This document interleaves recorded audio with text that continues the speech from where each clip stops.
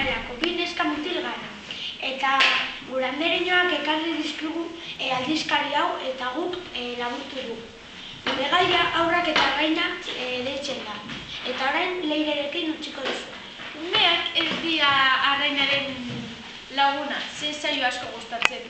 Orain umeak nahiago dute pizza, hamburguesa, kroketa, baina umeak ez dakite arraina mantenugai asko dituela. Adibidez, omega-3, lodoa, balio biologiko, proteinak, B12 vitamina eta kaltzioa. Orain, esango dizuegu, arrainarekin ze gauzak egin alditugu.